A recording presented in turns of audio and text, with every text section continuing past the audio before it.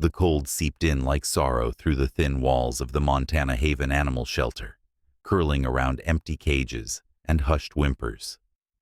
In the farthest corner, curled like a forgotten coat, lay Duke, a 19-year-old German shepherd who had once stood proud and strong. Now he was little more than fur and bones, a hushed breath in the dim morning light. His coat, once thick and sunlit gold, was dull and matted. His limbs trembled from both age and memory. He didn't rise. He hadn't, not in weeks. For 6 months Duke had watched the world pass him by, through rusted bars and indifferent glances. Families came, eyes alight with joy at playful puppies and gleaming young dogs. No one looked at him. The dog with cloudy eyes and a hollow stare. To them, he was already gone. To him, maybe he was. Poor guy, Emma murmured gently, crouching beside his cage as she poured fresh water into his untouched bowl. Her voice was soft, but carried the ache of helplessness. Behind her, Greg, the shelter owner, watched with folded arms and a heavy heart. "He doesn't drink much anymore," she said. Greg nodded slowly. He stopped eating the day he realized his family wasn't coming back. Now, he just waits. "Waits for what?" she whispered. Greg's voice was quiet. To be remembered, or to be allowed to let go. From the shadowed cage, Duke's ear flicked faintly, but he didn't lift his head. Until she walked in. Sarah Bennett hadn't planned to come. The shelter had been a sealed chapter, a place she hadn't stepped into since the silence of her house had become louder than grief. She had once walked these halls with Jake, her husband, her best friend, volunteering on Saturdays, laughing as they bathed muddy rescues and handed out biscuits like magic spells. But that was before the diagnosis, before the slow unraveling. When Jake passed, something inside Sarah closed up with him. But this morning, something shifted. Maybe it was the empty coffee mug left untouched. Maybe it was the ache that hadn't dulled after a year of silence.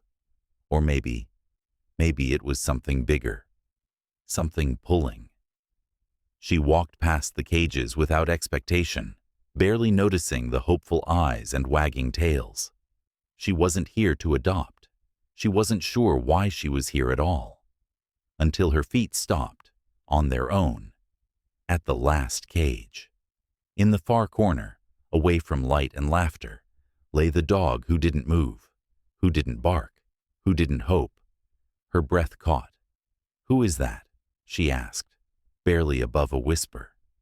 Greg and Emma exchanged glances. "That's Duke," Greg said gently. "He's been here 6 months. He's old, Sarah, really old." Sarah knelt beside the bars, her knees creaking in protest. How did he end up here? Greg's eyes darkened. His family brought him in. Said he was too old, too much work. Said they didn't have time anymore. He hesitated. "Sarah, they had him since he was a puppy." 19 years. Sarah blinked, the weight of that number pressing into her chest like grief. Her fingers curled around the cold bars. Duke didn't flinch. He didn't look. He didn't care. "He's gone quiet," Emma said. "Doesn't respond to anyone, doesn't eat. It's like he's already left." But Sarah saw something else. Not absence, not silence. Just a soul too tired to try anymore. And she recognized it, because she'd once lived it. "Duke," she whispered, reaching out slowly, her fingers trembling an inch above his fur. "Look at me." And then, he did. His eyes met hers for the briefest of moments, cloudy, brown, ancient. But in that single second, Sarah saw it all. Pain, confusion, loss. And then, he looked away, back to nothing, back to the silence he had made his home. Sarah's heart cracked. Most dogs reacted when a person entered their cage, a flurry of barks, a wagging tail, even fearful retreat. But Duke didn't move, didn't flinch, didn't care. He had surrendered, piece by piece, until all that remained was the breathing shell of something once magnificent. "Don't get your hopes up," Greg said softly. "He's not like the others." Sarah turned to look at him. "What do you mean?" Greg rubbed a hand across his face. "We've had our share of seniors. Some bark, some snap, some hide. But Duke—" He paused. "Duke is just empty. He's not waiting to be adopted. He's waiting to die." But Sarah knelt again, her breath fogging the bars. "He wasn't always like this," she said. Emma tilted her head. "What makes you think that?" "No dog lives 19 years without love," Sarah said. "No dog fights to survive that long, unless someone meant something to him." Emma bit her lip. Greg crossed his arms. "All we know is what the owners told us," he muttered. "And frankly, I don't believe any of it." Sarah looked up. "What did they say?" Greg's voice darkened. "They said he was slowing down, couldn't keep up, that he was just a family dog." He shook his head. "But they didn't speak of him like he mattered, like he had meant anything to them." The words hit her harder than she expected. She turned to Duke. "Did they say how long they had him?" Greg's silence said everything. Then finally, "Since he was a puppy." Sarah's breath caught. 19 years, she whispered. 19 years, and they had left him behind like an old couch. Her hand inched closer again. "Duke," she whispered. He didn't move. Greg stepped forward. "He doesn't respond to anyone," he repeated. "No one wants to adopt a dog just to watch him die." But Sarah's voice, soft but steady, filled the space between them all. "Then I will." Emma blinked. "Wait, really?" Greg frowned. "Sarah, you don't have to—" "I said I'll take him," she repeated, firmer now. The words surprised even her, but in the echo that followed, she felt something settle. It wasn't impulse, it was instinct, or maybe something deeper, a tether forming between two broken things. Greg looked from Duke to Sarah. "He might not make it through the night," he said quietly. "He hasn't eaten in days. Weeks, really." Sarah's chest ached, but she stood. "Then at least he won't spend it alone." A silence fell between them. Then, with a nod that felt like a surrender, Greg murmured, "All right, I'll get the paperwork." Sarah turned back to the cage. Her hand finally made contact, brushing against Duke's fur. It was coarse, dry, like paper rubbed raw. He flinched, not from pain, from fear. Her breath caught.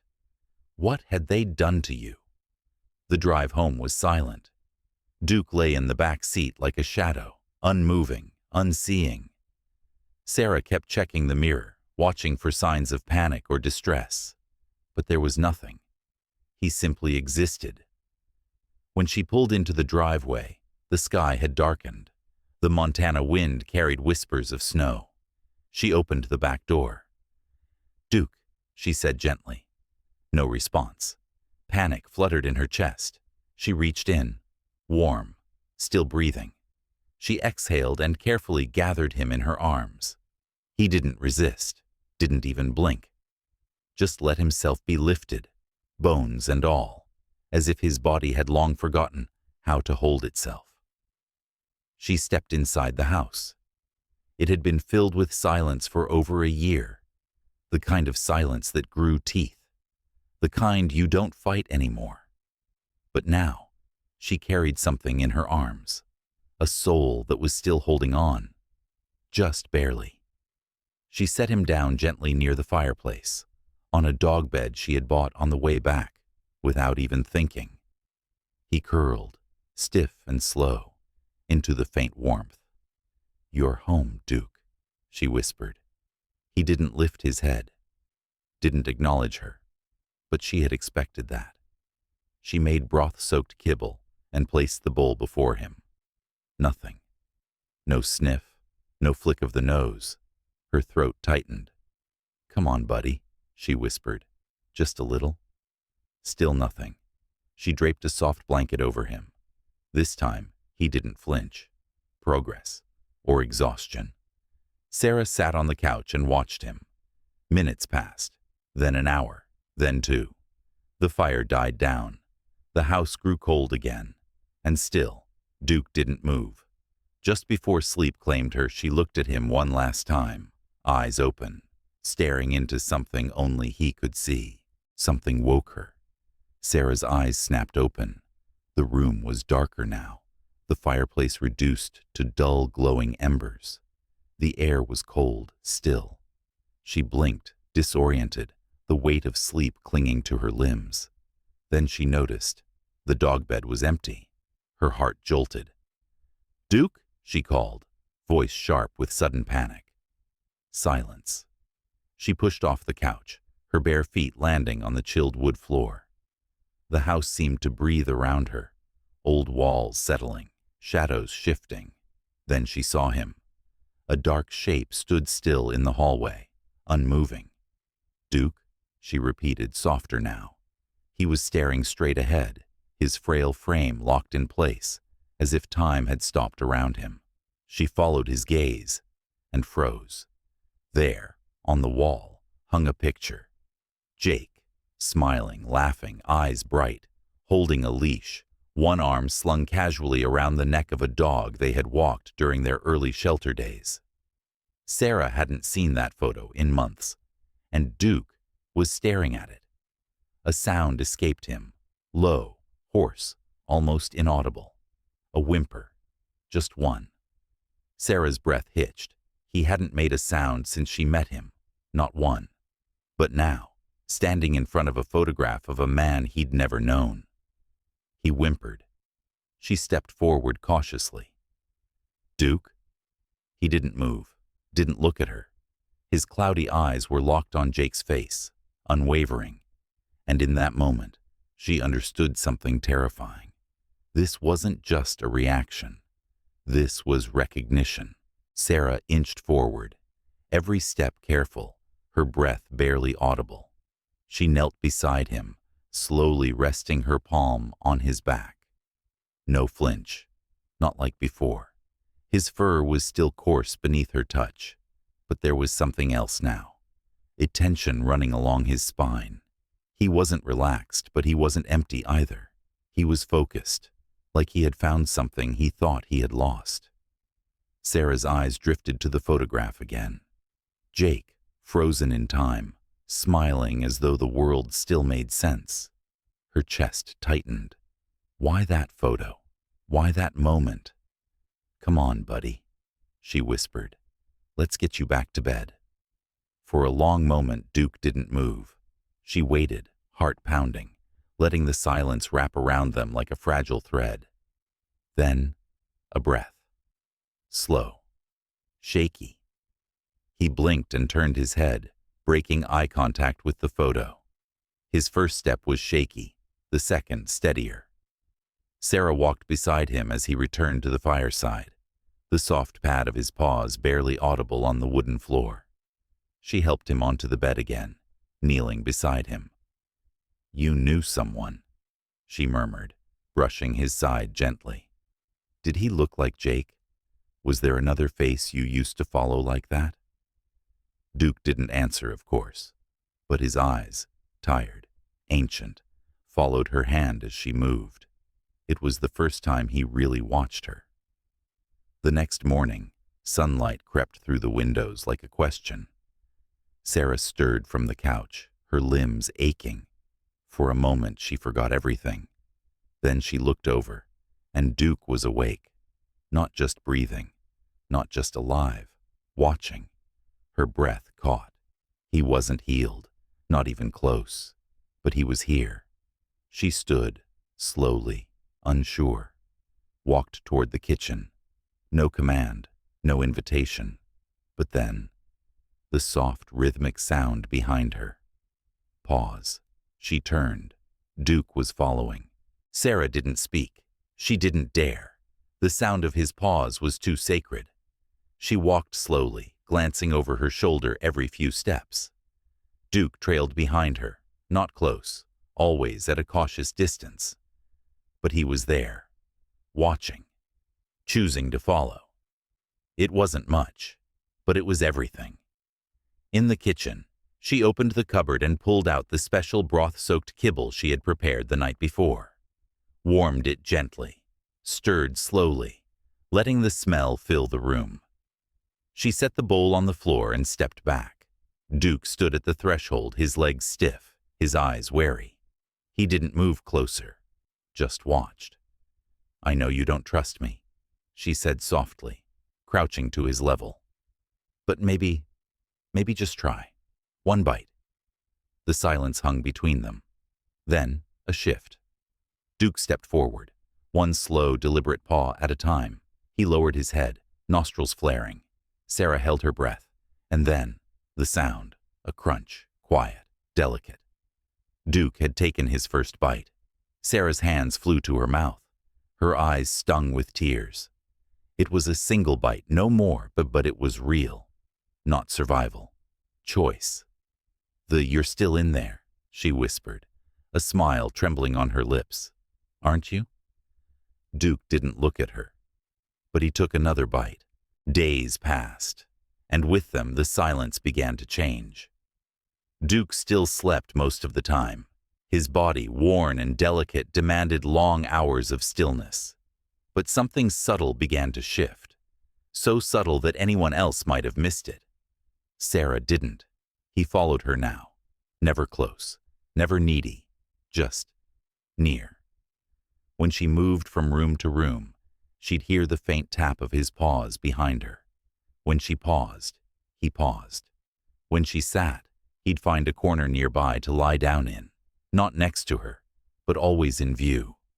It was as if he was relearning how to exist alongside someone, not as a shadow, but as a presence.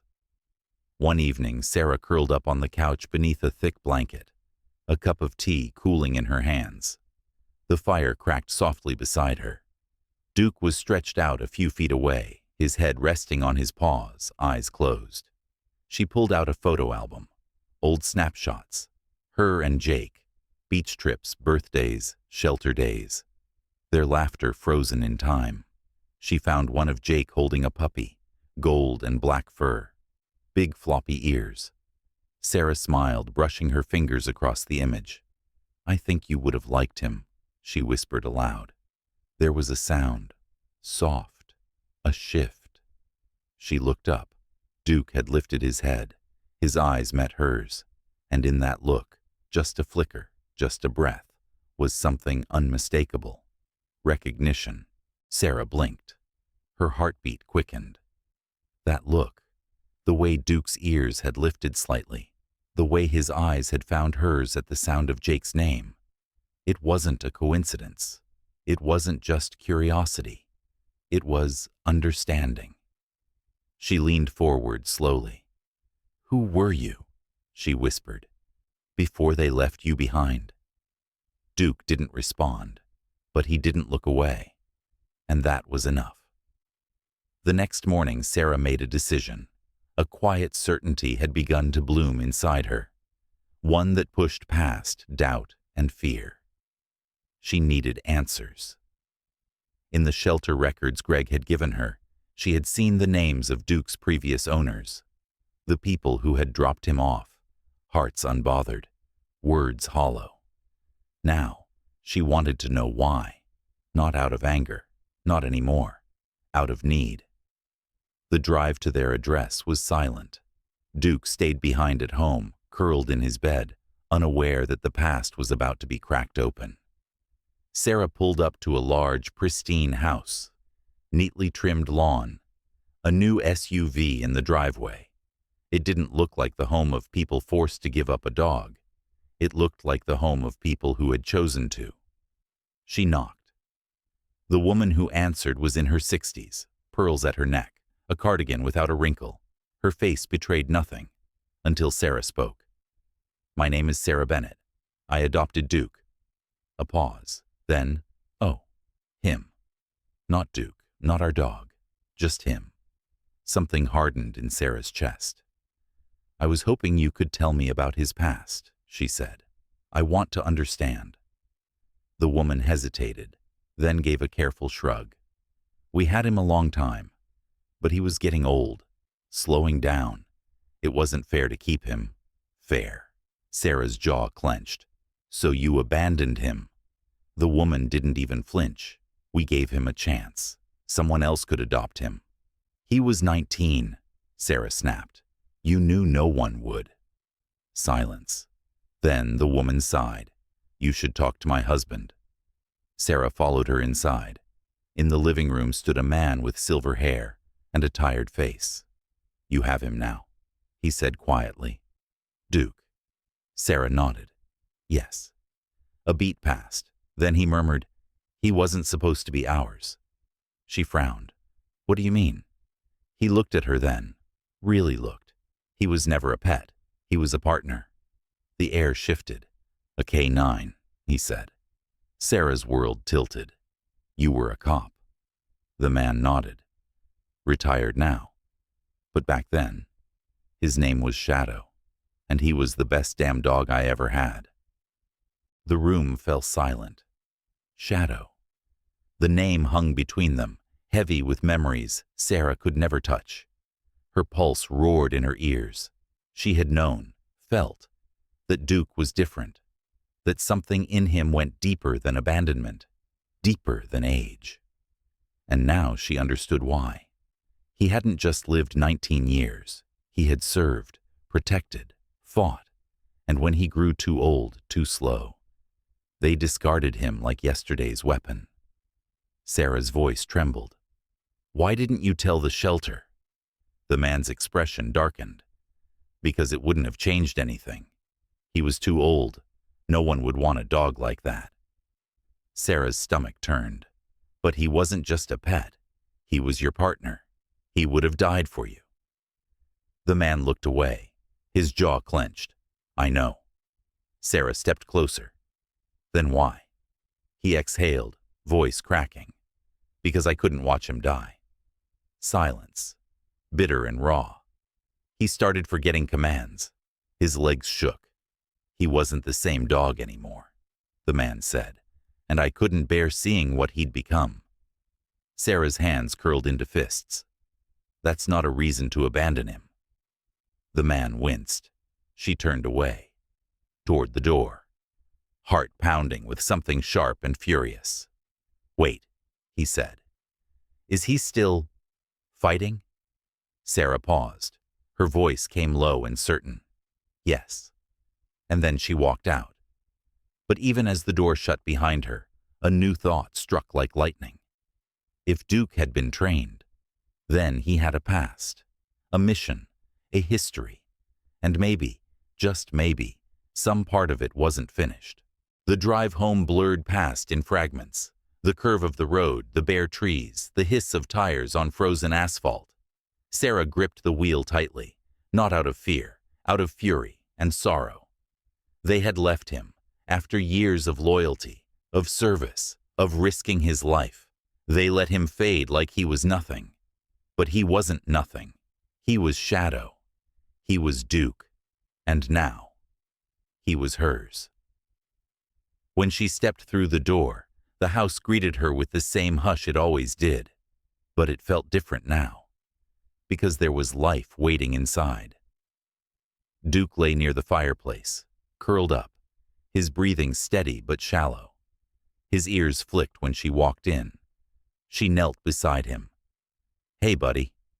He didn't move, but when she rested her hand on his back, he leaned into it. Her throat tightened. "I know who you are now," she whispered. "I know what they did to you." His eyes opened, cloudy and tired, but focused. "You weren't just a good dog," Sarah said, voice trembling. "You were the best." And then his tail moved, just once. A slow, tired wag. But it was a beginning. Morning came with frost on the windows and dread in Sarah's chest. A sound, soft, broken, dragged her from sleep. A whimper. Her heart stopped. Duke! She bolted upright. His bed was just a few feet away, and he was shaking, violently, his frail body convulsed, legs twitching as though caught in a nightmare he couldn't escape. His breaths came fast and shallow, too fast. No, no, no! Sarah rushed to him, hands trembling. She touched his face. Burning. He was on fire.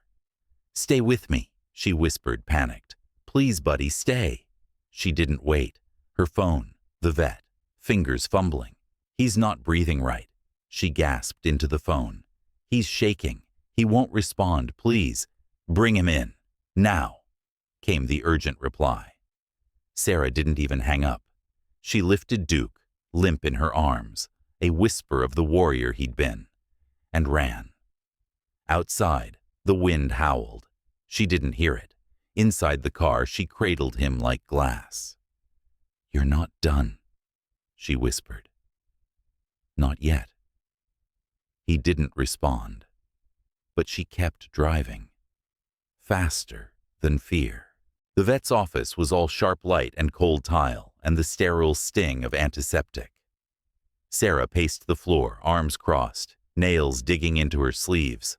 Time moved strangely here, each minute a lifetime. Finally, the door opened. Dr. Whitaker stepped in, his face unreadable. Sarah's breath caught. "How is he?" The vet gave a slow nod. "Stable." Her knees nearly buckled, but then his voice softened. "Sarah." His body's shutting down. Her heart sank. "He's 19, the vet said gently. "His organs are beginning to fail. It's a miracle he's lasted this long." She already knew. She just didn't want to face it. Dr. Whitaker hesitated. "I need to ask you something difficult." She nodded barely. "Do you want to let him go?" The question shattered her. Her mind screamed no, but her heart hesitated. What had his life been? Duty, sacrifice, loyalty, always giving, always enduring. Maybe he was waiting for someone to say it was okay to stop. Tears blurred her vision. She looked at Duke, asleep on the table, breath shallow, body still. She tried to speak, but the words failed. Dr. Whitaker placed a hand on her shoulder. "There's one more option," he said. Sarah looked up, desperate. "What?" "If you're willing to fight, we can try." Sarah's breath hitched. "Try?" she echoed, afraid to hope. "What does that mean?" Dr. Whitaker didn't sugarcoat it. Intensive care, medications, physical therapy, hand feeding, monitoring him around the clock. It'll be exhausting, expensive, and it might not work. He glanced toward the frail body on the table. "But I don't think he's ready to give up. Not yet." Sarah didn't even need time to decide. She looked at Duke, his ribs rising in slow, labored rhythm, his eyes barely open. But beneath that failing shell was something still alive, still trying. Her throat tightened. "Then neither am I," she whispered. "We fight." Dr. Whitaker gave a short, solemn nod. "Then let's get to work." The next 2 weeks were a blur of sleepless nights and fragile victories. Sarah became nurse, caretaker, and lifeline. She fed him by hand, every bite earned with patience. She crushed pills into broth, rubbed salve into aching joints, massaged his legs gently, whispering encouragement like prayer. Some nights, she'd wake in the dark and creep to his side, terrified he'd be gone. But he never was. Not yet. One evening, she sat beside him on the floor, her fingers working carefully down his leg, when she felt something. A nudge. Duke had pressed his nose into her palm. Sarah froze. Then, he licked her hand. Her vision blurred with tears. He was still in there. Morning light spilled across the porch, painting the world in pale gold. Sarah stepped outside, a mug of lukewarm tea in her hands, expecting to see Duke curled up near the fireplace, where he always was. But he wasn't. She turned. and gasped. He was standing, unsteady, trembling, but standing. Her heart leapt to her throat. "Duke?" He turned his head slowly, ears twitching in recognition. Then, with effort, with aching determination, he took a step. Then another. Sarah dropped her tea. "You did it," she whispered, hands trembling. "You're walking." Duke made it halfway across the porch before stopping.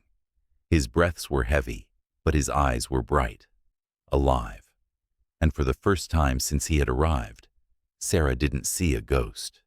She saw him. Later that afternoon, he collapsed.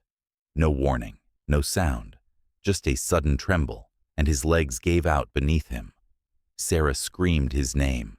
Panic surged as she cradled him, heart thundering. It wasn't over. Healing was never a straight line. But as she held him, his breath shallow, his body heavy with exhaustion, she whispered through gritted teeth, "We're not going back."